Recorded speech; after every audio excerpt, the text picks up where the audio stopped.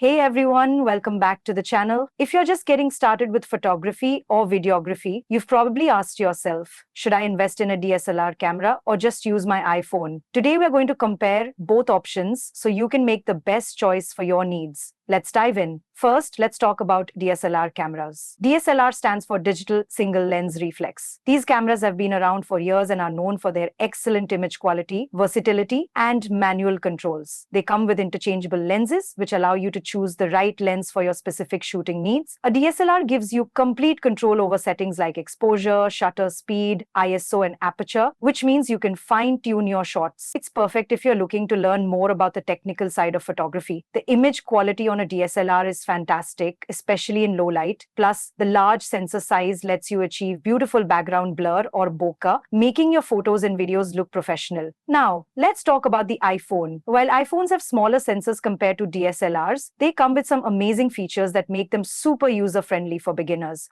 The built-in camera app is simple and you don't need to worry about adjusting too many settings. iPhones also come with powerful software that does a lot of the work for you. Things like HDR, automatic scene detection, and image stabilization help you capture great shots without any hassle. The iPhone's cameras are great for everyday use. Whether you're snapping quick photos or shooting a video, the results are often impressive and the portability is unbeatable.